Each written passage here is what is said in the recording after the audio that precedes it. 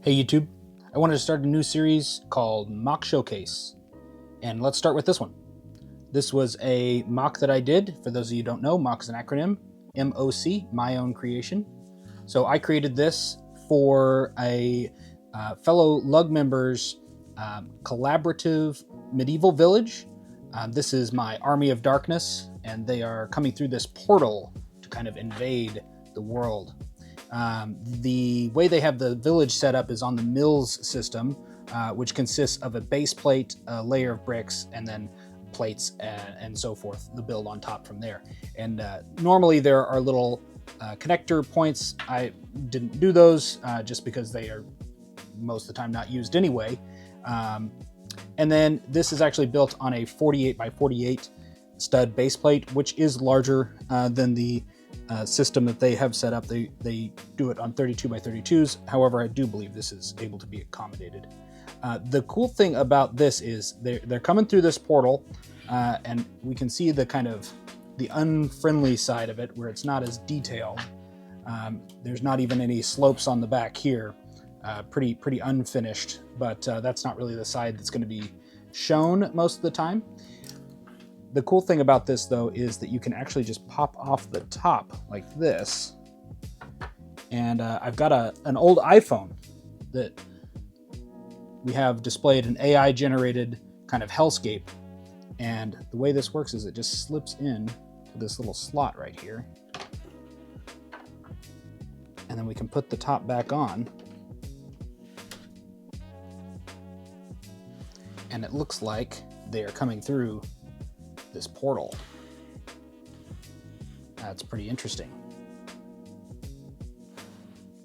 Now the figures themselves are mainly from Nexonites, the first wave. So that would have been in like 2016. They're kind of put together from a bunch of random parts of original Wave 1 Nexonite bad guys. These kind of demon looking guys. That's most of these. And then there's some kind of leader figures here that are put together with some of those parts and some others from superheroes and even a Star Wars Darth Maul headpiece. Cool kind of a skeleton sword there. So some of the more interesting figure parts we used for leaders, the mohawks and capes and axes and cool shoulder pads there. I really like this guy over here with the club. Kind of a gray club. I believe the armor set for this guy was actually for the last wave of Nexonites.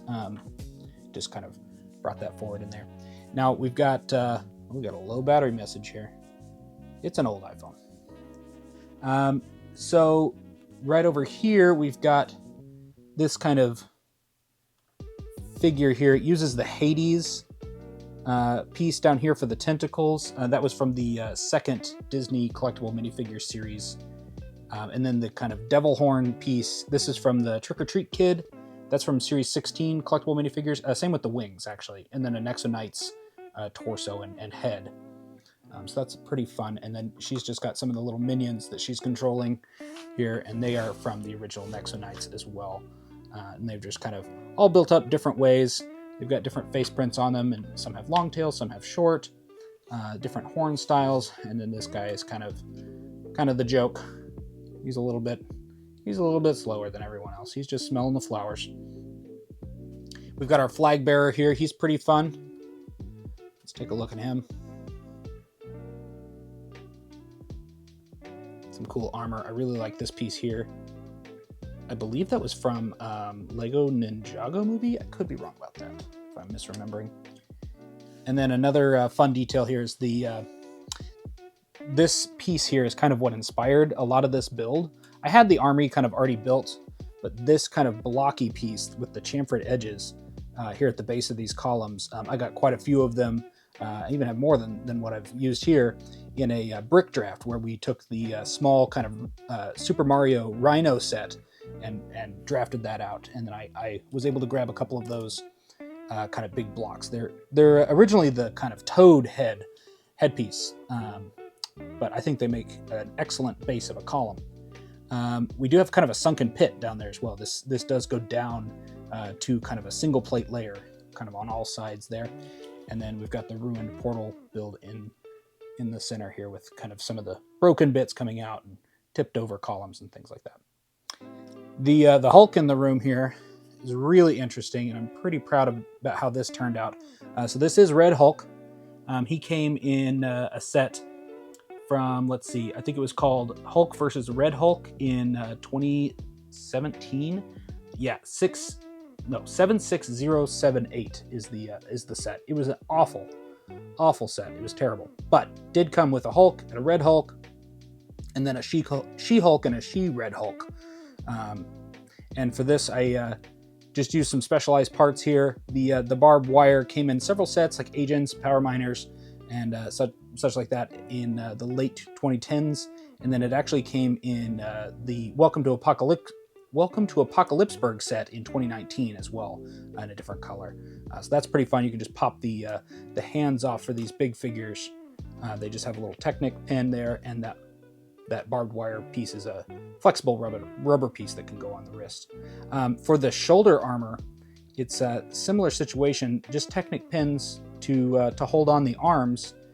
So I believe I used a 3-long pin with 2 axle sections to it, and then hooked on those arms with a brick's worth of kind of snot building and armor plating in between to kind of give that shoulder armor effect. And then his mace, the center core of that is actually the destroyed version of the Lego die piece, like a dice. So it's got 4 studs on all sides, which is really interesting. And it's normally covered in kind of a rubber coating where you just see the tops of these studs, and you're able to put little 2x2 tiles on there for Lego games, like the Lego dice in the different board games that they did back in the day. So I did have to cut the rubber off on that, but I think it's a pretty interesting piece, and I like how you can see through the gaps. You can kind of see the inner workings of that mace. It's pretty interesting.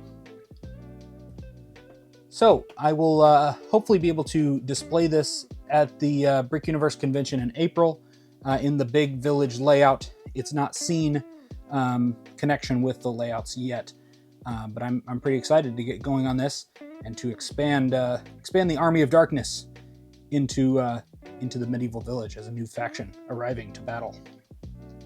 Let me know if you have any suggestions on additions to this MOC or future MOCs involving the Army of Darkness. Let me know in the comments.